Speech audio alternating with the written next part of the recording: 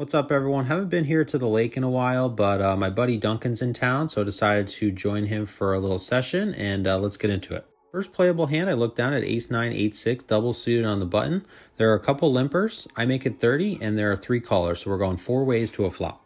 Flop comes ace-10, 7, rainbow. Checks to me. I decide to just go with it and bet 120, and everyone folds, so we take it down. Here, look down at ace, jack, 10, 6, single suited in middle position. Folds to me, I make it 20, and there are 2 callers, so we're going 3 ways to a flop. Flop comes ace, queen, 6, rainbow. Checks to me, I also check, but I plan on calling any bet. The player on the button decides to check back as well, so still going 3 ways to a turn. The turn brings another ace. Small blind now bets 30. I just call. The late position thinks a bit and also makes the call, so we're going 3 ways still to a river. River brings a 5, so it doesn't change anything here. Still have the second nuts. The small blind continues betting, this time for 90. I think for a bit and think there's a better chance that I can get the late position player to call if I just flat. So that's what I do. He actually tanks for a little bit over a minute and eventually folds. The small blind turns over ace, king, 9, 6. So we're going to chop it up. The late position player later tells me that he had pocket queens. So pretty good fold by him. Here, look down at king, 7, 6, double suited in the small blind in a straddled pot. Folds over to the hijack, who makes it 25. 1 caller to me, I call, and 1 caller behind. So we're going 4 ways to a flop. Flop comes king, queen, 2, rainbow. I check with the intention of check raising, and of course everyone checks through. So still going 4 ways to a turn. Turn brings a 3, bringing in the backdoor flush draw. I check again, over to the original raiser, who now bets 50.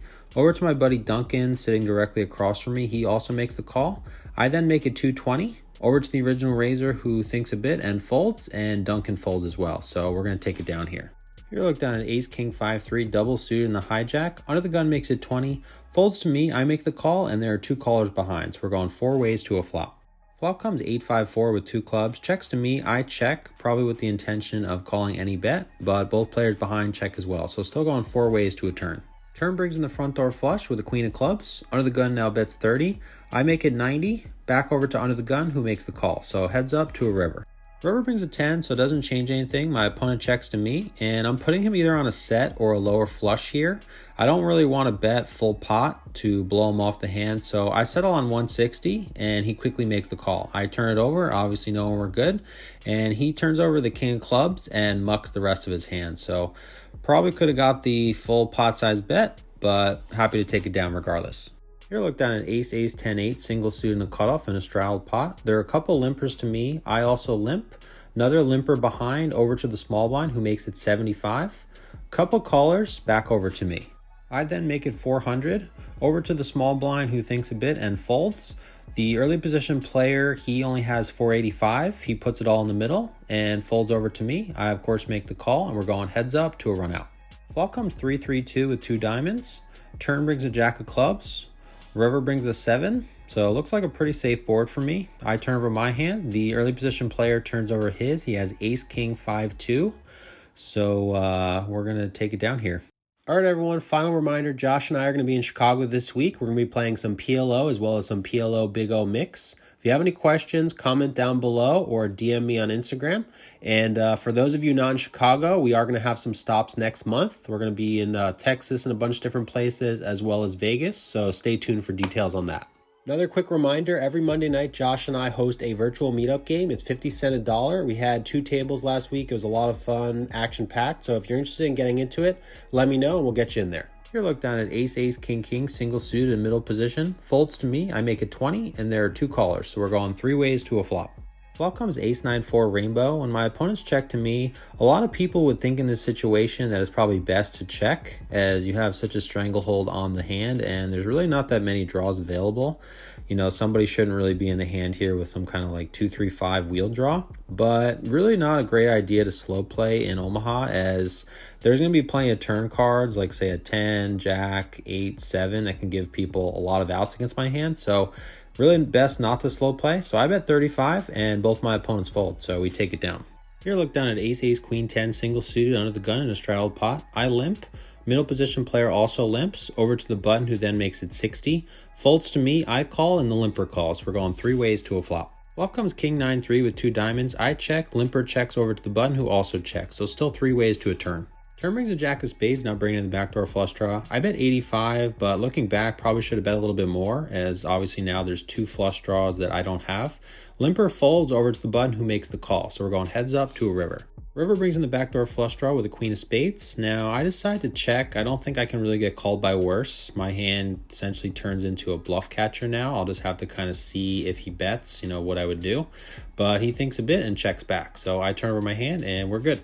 Here, look down at ace, king, jack 10, single suited in the cutoff in a straddled pot. There are a couple of limpers to me. I make it 40 and there are 3 callers, so we're going 4 ways to a flop. Flop comes queen 10-8 with 2 hearts. Early position player bets 100, folds to me. My hand's definitely too strong to fold here. If I had hearts, I can definitely make a case to raise, as it would put a lot of pressure on sets or 2 pairs. But as such, I make the call and we're going heads up to a turn. Turn brings a 7, now my opponent checks, and I decide to take a free card and check back, so still heads up to a river. River brings in the front door flush with a jack of hearts. My opponent checks again, and similar to the last situation, I don't think I can really get value from worse, although this player does like to call down pretty light. But I decided to check back, and I turn over my hand, and we're good. He later tells me he flopped 2 pair. Here, look down at ace, ace, jack 9, double suited in middle position. There's an early position limp. Folds to me, I make it 25, and there are 4 callers, so we're going 5 ways to a flop. Flop comes king, king 3 with 2 hearts. It checks to the under the gun limper who bets 125, and unfortunately, even with a hand this beautiful, can't really do anything here besides fold. Here, look down at ace, jack 8-2, single suited in the small blind. Folds to the cutoff who makes it 20. Button folds, I make the call, and we're going heads up to a flop. Flop comes ace, jack 3 with 2 diamonds. I check, and my opponent checks back, so still heads up to a turn. Turn brings a 10, which obviously brings in some straights, but I can still get some value here from either a diamond draw or he's going to have a lot of hands that will now make a Broadway draw. So I bet 25 and my opponent calls. So we're going heads up to a river. River brings a 4, which shouldn't really change anything. Now, in situations like this, when you have top 2 pair, but there are a couple straights out there, you're typically not going to be able to get full value, but you can definitely get thin value from, hands such as like ace 10, or this opponent likes to call. So, he can definitely even call with like ace king, ace queen. So I settle on 35. He thinks a bit and makes the call. I turn it over and we're good.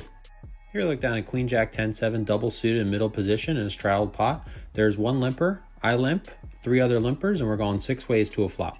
Flop comes queen 9-8 rainbow. Blinds check over to the under the gun player who bets 50 over to me.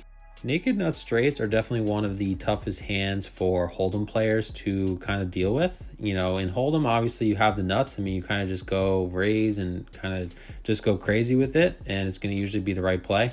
But in PLO, realistically, 3 other people could have the exact same straight as you. I had a hand a couple years ago where very similar flop to this. I had the naked nut straight, and I was up against a straight and a set, and I was up against a straight with a nut flush draw. Now here, obviously, there's not a flush draw available, but you could be getting free rolled. So for those reasons, I elect to just call and kind of evaluate and see what happens. All the other players fold behind, and we're going heads up to a turn. Turn brings a 4 of spades, bringing in the backdoor flush draw. My opponent doesn't slow down, this time betting 85, and I elect to just call, and we're going heads up to a river. River brings one of the worst cards on the deck in a jack of spades, so not only does the flush get there, but now I don't even have the nut straight. My opponent checks this time, and I don't really think I can get called from worse, so I check back, and my opponent doesn't look too happy about it. I say straight and turn over my hand, and he mucks. So I think this opponent in this particular situation was just tilted as he immediately racked up after this hand and left. But in most situations where the flop is queen 9-8 with jack 10 being the 2 cards you need for the straight, most people leading out into 5 other players are going to have the straight. But I'm curious to know what your thoughts on naked nut straights are on the flop, and if you guys would have maybe played this hand differently. Shortly after the previous hand, I looked down at ace, ace, king 3, single suit in middle position. Folds to me, I open a 20, and both the blinds call. So we're going 3 ways to a flop. Flop comes king 10-2 rainbow. Checks to me, I bet 35, and only the big blind makes the call. So we're going heads up to a turn. Turn brings a 7, my opponent checks to me, and usually in PLO, you're not going to be able to get 3 streets of value from a 1 pair holding. So for those reasons, I decided to check back for a little pot control. So still heads up to a river. River brings a 10, my opponent checks, and I decide to go for some thin value and betting 30, and my opponent thinks a bit and makes the call. I turn over my hand, and we're good. Shortly after the previous hand, I ended up racking up and played for a little bit over 7 hours in total.